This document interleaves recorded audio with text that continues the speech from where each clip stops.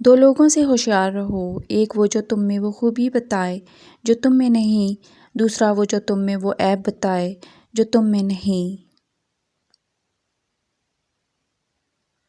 تمہارا دوست غداری کرے اور دوستی کو ختم کرنا چاہے تو اسے بالکل منانے کی کوشش نہ کرنا، بلکہ اس کا شکریہ ادا کرنا کہ اس نے اپنے اندر کی خباثت کو جلدی ظاہر کر دیا ہے، ورنہ زیادہ دیر کے بعد زیادہ نقصان پہنچا دیتا۔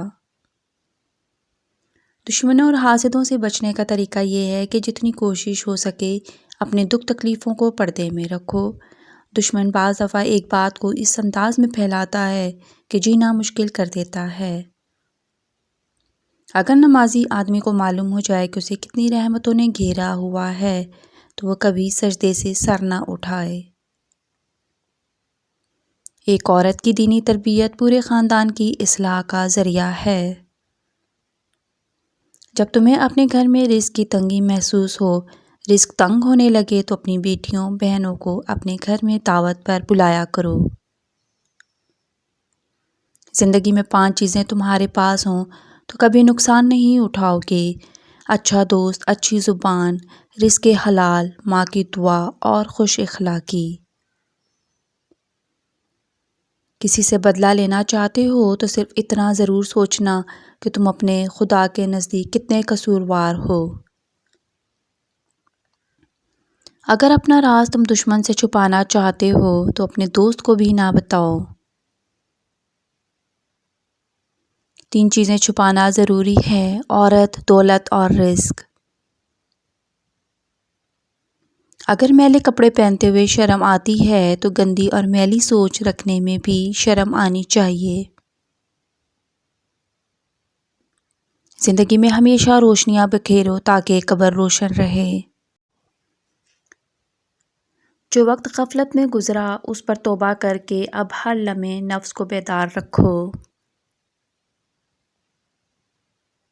کبھی اپنی 2 چیزوں پر بھروسہ نہ کرنا: اپنی دولت اور طاقت پر، کیونکہ غریبی اور بیماری آنے میں دیر نہیں لگتی۔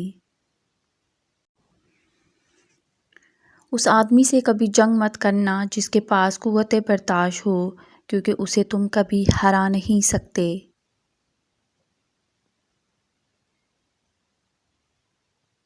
لوگوں کے رویوں کی وجہ سے تمہاری زندگی تنگ ہو تو مگر اپنے اعمال سے قبر تنگ نہ کرنا۔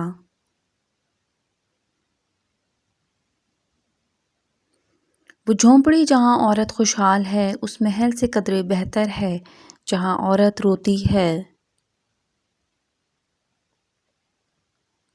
مضبوط لوگ شکایت نہیں کرتے۔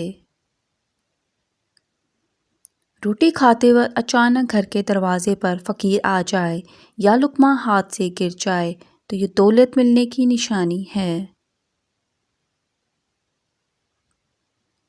بس اتنی بات ذہن نشین کر لیں کہ آپ تنہا نہیں ہیں، اگرچہ ساری دنیا بھی آپ سے منہ موڑ لے، یہاں تک کہ آپ کے اپنے بھی ساتھ چھوڑ دیں، تب بھی آپ اللہ پاک کو ہمیشہ ہی اپنے ساتھ پائیں گے۔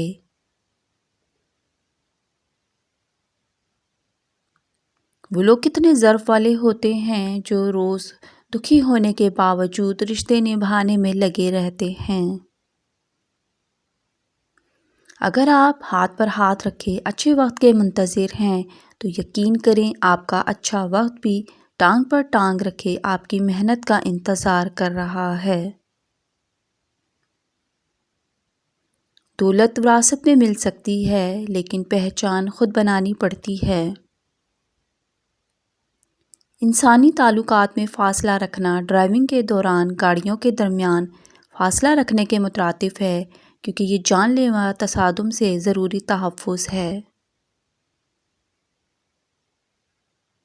کسی کا ساتھ دینا چاہتے ہیں تو کھل کر دیں ورنہ صاف انکار کر دیں۔ درمیانی راستہ منافقت کا ہے اور منافق انسان کسی رشتے کے قابل نہیں ہوتا۔ بات فرصت کی نہیں ترجیحات کی ہوتی ہے۔ وقت نہیں ملتا یہ بہانہ ان کے لیے ہوتا ہے جن سے رشتے نبھانے میں کوئی دلچسپی نہ ہو۔ کچھ تکلیفیں ہمارا امتحان لینے نہیں بلکہ اپنے ساتھ جڑے لوگوں کی پہچان کروانے آتی ہیں۔ چینل کو سبسکرائب کریں۔ شکریہ، اللہ حافظ۔